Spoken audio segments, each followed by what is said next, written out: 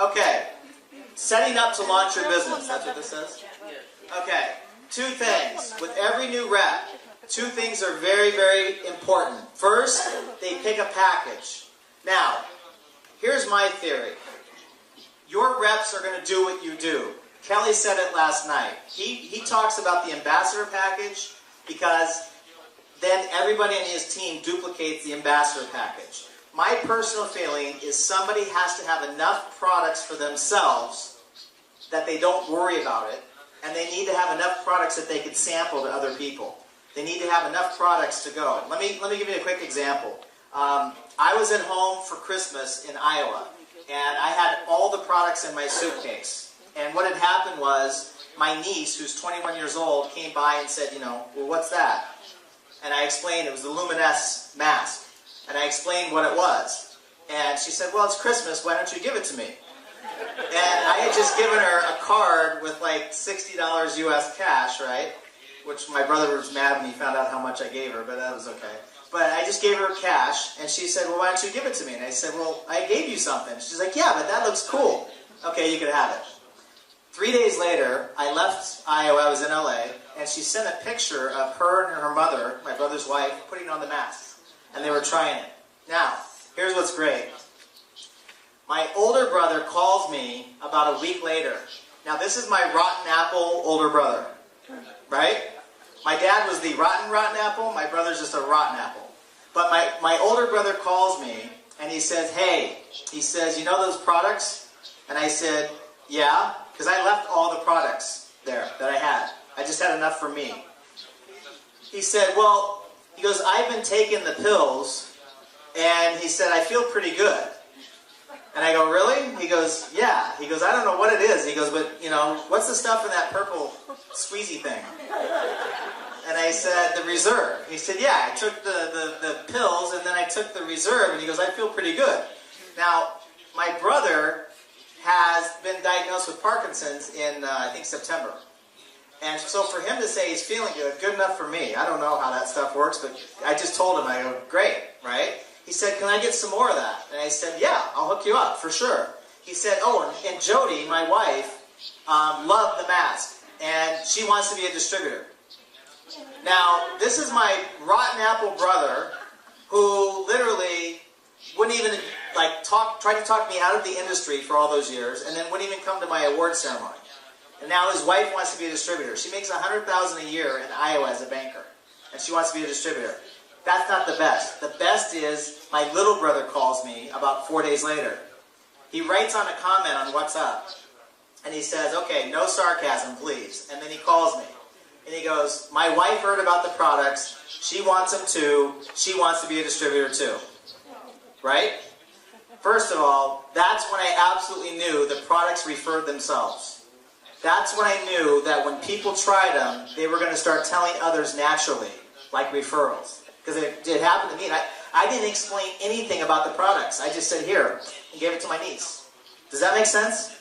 I keep it simple. I didn't explain anything. Here, have it. It started to go already, right, for them. They wanted the products. So, for me, I think a distributor should have enough products, and this is how you need to explain it to them. They need to have enough products for their own use. In the United States, we have a saying, you can't sell a Ford and drive a Chevy, right? So you have to be a product of the product. You have to try the products for yourself. But more importantly, you also need to have products that you can leave with people so that they can try them, so that after they see that they work, they're gonna want to know more, get more products, and be a distributor possibly after that. Because product sampling is a great way. So for me, I tell everybody, I create the value for why they want to have a bigger package. But honestly, for me, if somebody can't afford the products, no problem. Position yourself as a distributor. It's 21 euro, right? Basically. I don't know how many. Yeah. Yeah, 21 euro, 29 bucks. Put yourself in a position, if you can't even afford a serum, do me a favor. Identify your 10 best, your 10 easiest. I'll talk to them for you.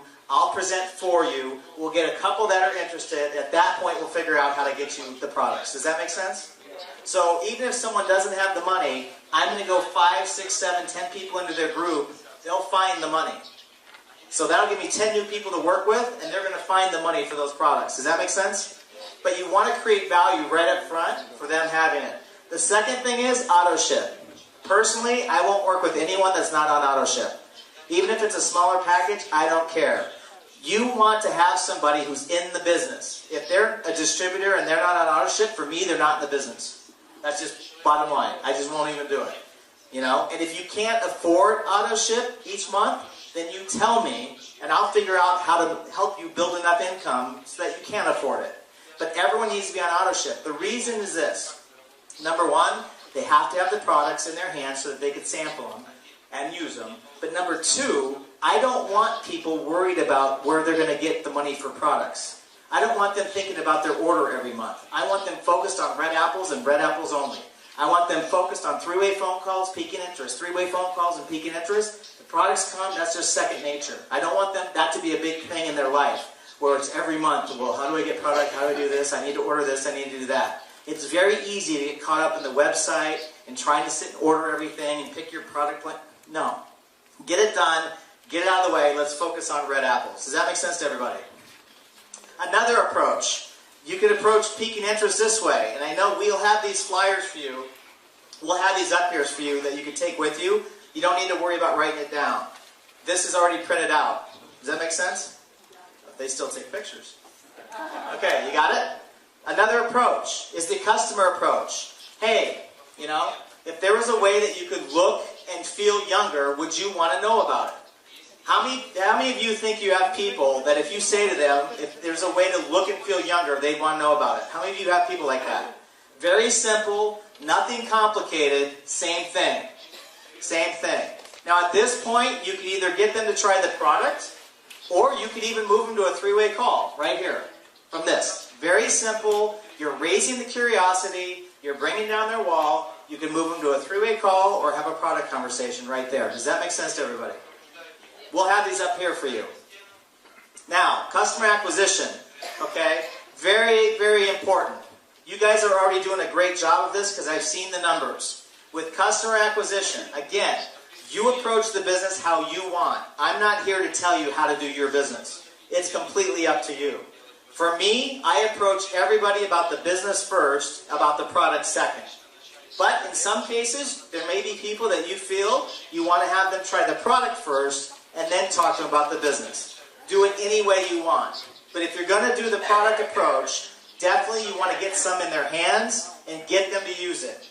So if you're going to get people trying the products, very important you give them a timeline, right? So if I was going to get Rafi to try the products, I would say this. Listen, Rafi, you know, let's say ask him the question. If there's a way to look and feel younger, would you want to know about it? If he says yes, say, hey, I have something I want you to check out. This is amazing, yada, yada, yada. You talk about the product, right? If Rafi says, yeah, I'll try it, I'm going to say this. Okay, I'm going to give this to you. Now, there's a lot of people who are waiting to get these samples, but I'm going to give it to you because you're my friend, okay? So, how fast are you going to try it? Tomorrow morning? Okay, tomorrow morning's Tuesday. I'm calling you on Wednesday, right? To make sure that you've already tried it, to see how great you like it, because I know you're going to like it. So I'm going to call him on Wednesday. If he still hasn't tried it, I'm going to say this.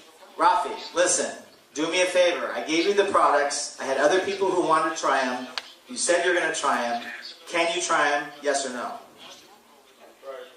You try it tomorrow morning again. Okay. If you don't try it by Friday, I'm going to grab the products back and I'm going to give them to someone else. Okay? That's what I do. Because if you hand them products and don't say anything, the chances are they're just going to throw them in the cabinet and let them sit. So how long do we keep it? I give samples. Sometimes I give the whole tube. I mean, I've given the whole thing. Oh, you guys don't have samples in Israel, huh? That's a thing that we need to get? Samples? Let me work on that when we get back. I'm not even using samples, by the way. I'm not building as a distributor. Ah, okay. Can't see the difference so fast with samples. Yeah, for me, you guys have a 30-day money back. For me, you guys, I'm giving out the products. I mean, I want people to have the products in their hands. I want them to try the products, not once. I want them to try it 2, 3, 4 times. That's me, you know. But hey, that's just, you know, what do I know? Okay, now, one last thing on this. This was the other important thing. When you come to a meeting, you need to have the meeting before the meeting. Does that make sense to everybody? The most important time for you, the most important time in your meeting is not the actual presentation. It's what happens before the presentation. So when you come and you're outside of the meeting place, what you want to be doing is you want to be introducing people, your guests, to each other. Does that make sense? So if I know I have an upline like Victorine, or if I have an upline like Iran or any of the other key leaders, I'm going to definitely come over. If I have a certain personality or a certain business style, if I have somebody who's very full of life and passionate, I might say, listen, you need to meet Victorine. And I'll come up to Victorine and I'll say this.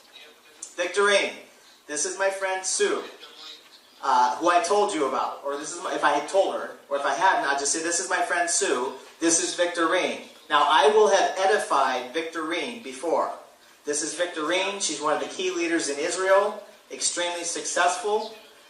You definitely need to meet her. She's one of the most powerful people in Israel. That's it. Nice and simple, right? You'll like her. She's lots of fun. I introduced her to Victorine before the meeting. Victorine then says, hi, Sue. Nice to meet you. Jeff's a great guy. We're going to be working together. I hope that, what do you do for a living? Sue says what she does for a living. Great. I think you're going to love this. Glad to meet you. Any questions after, let me know, and we'll talk. Boom. Short, sweet. Make sense? Now I'm bringing Sue over to Aram. Sue, this is Aram. Aram's an attorney by profession, was able to walk away from that. Now he's one of the key people in Israel. A great guy, very, very sharp. Aram, this is my friend Sue. Hi, Sue. Nice to meet you. Jeff's a great guy. Like him a lot. Look forward to working with you. Is this your first time? Great. What do you do? Great. I think you're going to like it. Very excited. Great. If you have any questions, let me know. Boom. I bring them over to the next person. Right? And I want to introduce, because each person that you do this with, you're bringing down their wall. Because each person, when they show up here, the first thing they're doing is they're doing this. Who are these people? What am I doing here? Why are they so happy? Right? Especially you guys. Right? You guys are like, woo! Right? People are like, what? So they have their wall up. They have their wall up. Our job, again, is just to bring down their wall. So we want to bring down their wall before the meeting. So when they come in, they're already more comfortable. And you'll see, when people come into a meeting, they're going to be looking around. And the question they're asking themselves is, do I belong here? Do I belong here? Is what they're going to be asking themselves. Right? And they're just making judgments. You know how human beings are. We all judge everything. So they're looking around, judging everybody. Look at this person, look at that, how they dress, what they say, how they act, what's this, what's that, what's that, what's that, it's like non-stop, millions of judgments right away.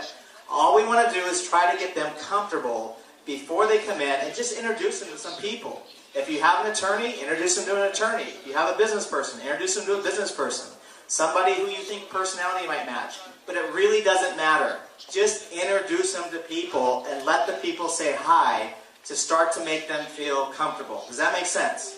If you do that, you have a huge success rate in the presentation for people listening. By the way, the three-way phone call, the edification, I forgot to tell you. If you use a third-party expert and you do it the right way, you have a 90% success rate that they're going to want to look at the business.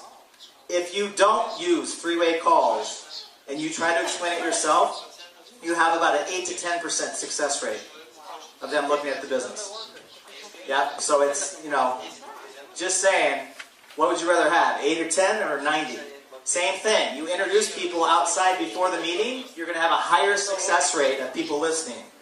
Also, when you come in, very important, bring a notepad and a pen. Bring a notepad and a pen when you come in, because you want to take notes. You want to take notes for 2 reasons. Number 1, until you are at the diamond level or until you've reached your financial goals, you need to learn. If you haven't hit your financial goals yet, you need to learn. And you know how many times I've heard apples in 20 years? You know how many times I've taught apples in 20 years? But you know what? Every time I hear about red apple, green apple, rotten apple, it reminds me. So the moment I start talking to somebody, if they start acting like anything other than a red apple, I'm like, oh yeah, red apple. Oh yeah, green apple, boom. You need to reinforce this constantly, over and over and over. Also, you need to learn some key things of how to explain the business. How many of you felt that I was able to explain things in a simple way, in some fashion? How many of you felt that way? Okay, so what you do is you take notes and you listen to some of the things that I say or some of the things that the other leaders will say, and you catch it so you can learn how to say it in a simple way, in a manner that will help you build your business. This business is a business. It's about what you say, when you say it, and how you say it. When you get these things down, what you say, when you say, how you say it, you cannot be stopped. Take notes. The other reason you want to take notes is if you're sitting forward and you're listening like it's the most important thing you've ever heard in your life, and you're taking notes, unconsciously, what's your guest thinking? This is important. I better listen. He's taking notes, she's taking notes, everybody's taking notes. Maybe I better take notes. You know what I mean? They're going to focus and listen a lot more. Now, during the presentation, when somebody is talking, you want to participate. But participate in a calm Israeli fashion. Okay? Not like, woo-woo! You know? You guys are great because you have so much energy. But if someone's asking you a question, you know, if you're going to raise your hand, raise your hand. If you're going to, you know, say yes, say yes. But that's where the talk has to stop. Just give the energy to the speaker while they're speaking, because they draw energy off you. If you're interested, they have energy and you can feel it. Remember, communication is 55% body language, 38% tone, 7% words. So only 7% is what the speaker's saying. The rest is their body language and their tone.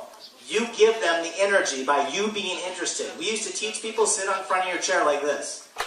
Like, take notes like this. And we would do it. I would still, 15, 16 years in the industry, I'll still take notes to lead by example for your group. Does that make sense? You're bringing people's walls down. At the end of the presentation, what you do is you bring the person up to your leader, your upline leader. Could be a ruby, could be a sapphire, doesn't matter. Whoever you're working with, who's your upline. And when you're done, you turn to the person at the end of the presentation. You don't say this. Haha, I told you it was good. You ready to sign up? You don't say that. You don't say this. You do not say, so, what'd you think? You don't ask them what they think. You don't care what they think. Because if you ask them what they think, they're going to start telling you everything they think. About the world, about life, about their view of, politics. Right? You ask them one simple question, or you say one thing to them. You turn to them and say, it's great, huh? Let me do this. I want to introduce you to someone very quickly. That's it. Again, you can't talk to your own people. You can't move your own people that you bring to action because you're too close to them. You don't want to turn to them and say, oh, you like it? Yeah, it's great, because now you're selling. You don't want to sell because people are going to resist you. You don't want to do any of that. Simply this. Hey, it's great, right? Listen, there's someone I want to introduce you really quick. Make sense? You bring them over to your upline, and then the upline, you say, Aram, this is Steve. Steve just checked it out for the first time. Then you be quiet. You don't say anything else. Every word you say in front of your personal guest, you're killing your business. You cannot talk at that point. You simply have to get your ego out of the way and use the system. Aram sees Steve and then says, Steve, hey, nice to meet you. Great. So, what'd you like about it? The expert is going to ask, what did you like about it? Now, You're going to get 3 responses. Either, well, I like this, I like that, I like this. Red apple. Then if he has a red apple, Ron's going to say, great. Why don't we do this? Why don't we get you registered right now? Jeff will help you get registered online right now, and then I'll come over in a few minutes and we'll get you started.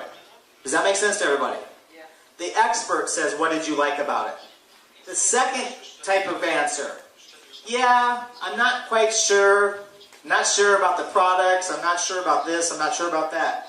Great. Well, listen, why don't you just formulate what questions you have. We'll get you the answers, and you can make your decision from there. I'll be over in a few minutes, and if I can be helpful with answering any questions, I'll let you know. Make sense? Third type of response. What'd you like about it? Steve says, I don't know. Not for me. It's just not for me. Hey, no problem. Well, listen, at least maybe do Jeff a favor. Try the products. The products are amazing. I'm sure you saw that. They're absolutely incredible. You'll have great results. And who knows? Maybe you know some people who would love the business. Let Jeff know. Make sense to everybody? The expert closes the person, not you. The expert has the conversation, not you. You just turn and say, hey, great, right? I want to introduce you to somebody very quick. I want you to meet Aram. He's one of the top people here. He was an attorney before. Aram, this is Steve. Boom. And let that person do it. Now, when Aram gets done saying thank you to everybody and hello to everybody, at that point, he's going to come over and he's going to have a quick conversation. That whole next level is what we're going to teach in the next advanced training for the people who are Ruby and above. That's beyond basic. That's a whole other conversation for those people that are qualified, which we're going to do today. But for the basics, any questions on that? Does that make sense to everybody? So to replay it, okay? Very simple. Our job is to pique interest, not to explain the business, raise their curiosity, bring their walls down. How do we do that? Listen, I know you're busy. Do you have a minute? I know you're busy. I know you don't have any extra time. If there is a way to generate an income without changing your existing schedule, would you want to know about it? If it's a yes, or a yes, what is it? Just leave them here, I guess. If it's a yes, or a yes, what is it? At that point, then we move them to the 3-way phone call. Listen, there's someone I want you to meet. They're extremely successful. This before, this is what they're doing now. Da-da-da-da-da. What's a good time? Don't make me look bad. This is a very successful person. If you say 4, it needs to be 4. Okay, we'll call you together. Call your expert. This is who I have. This is the personality. This is what they've done before. Boom. Call the expert and you call together the next day at 4. You don't talk. Oh, one other point. When you do a 3-way call and you introduce, you are done talking. You have nothing to say. The expert does the talking. At the end of the call, hang up the phone. Hang up the phone. The big mistake that everybody makes, I forgot this one. The big mistake, I get Iran on the phone with Rafi. One mistake is, listen, Rafi, I want you to meet Iran. Before he gets talked, well, I got to tell you, this is really incredible. He's going to tell you about this thing, but this is really exciting. I'm really excited that you're talking to him because I know you're going to do really well. I think you'll do really great. You guys will like each other. Okay, go ahead. Right? When you introduce, you're done. No more talking. At the end of the call, big mistake. What most people have done mistakes on. They get done talking. Iran says, hey, let's get together. 10 to 15 minutes. When can we meet? Tomorrow at your office? Great. Or tomorrow at Starbucks, cup of coffee, whatever, great. Look forward to meeting you. Then, most people say this. Okay, thanks, Iran. He hangs up, and then most people do this. I told you, Rafi, isn't that great? Yeah, this is incredible. Wait till you hear about the products. The products are great. They have telomeres, they've got resveratrol, they've got all this stuff that cleans your colon and everything else, and I don't know what it is, but it's really exciting, and wait till you see the residual income. There are people getting rich. I mean, everything you say ruins what just happened. Does that make sense? As soon as the expert hangs up, you hang up. If Rafi tries to call you back, you're not home. You're not answering. Right? That's it. You don't talk anymore. You don't see Rafi till tomorrow at 4 p.m. You do not exist on the planet at that point. You cannot be found. Right? Finally, right before the meeting the next day, you pop Rafi a text. Listen, Aran and I are on our way. See you in 20 minutes. Right? Boom. And you're on your way. Or wherever, if he's coming, hey, we're waiting for you. See you in 20 minutes. Other than that, you don't answer, you don't exist. Does that make sense to everybody? So, as soon as you pique interest, the presentation gets done. The meeting before the meeting. Edification, make him feel comfortable, bring down the walls. When the presentation's going on, you're acting interested, you're acting good. After the presentation, let the expert do the conversation. They get to ask them, what did you like? Red apple, green apple, rotten apple. If they're red apple, sign them up. Green apple, answer the questions or get them to the website. Rotten apple, thanks for playing. Have a nice day. Does that make sense to everybody? Simple. Follow the structure, follow the system. Super simple. Don't overcomplicate it. The most I need to know about the products is 1 or 2 sentences about the products just to get people curious. That's all I need to know. I don't need to know everything else. If I just get people curious enough to try them, great. You don't need 20, 30, 50, 100 customers. Just get the customers you can get, but don't sit and spend the next 20 years trying to get, 100 customers. Spend the next 20 years finding red apples who see the business, who see the vision, who are going to go out and bring you tens of thousands of customers. Does that make sense to everybody? Okay, listen, I appreciate everybody's time very, very much. I'm going to let Eileen come back up real quick, and I think we're going to take a break.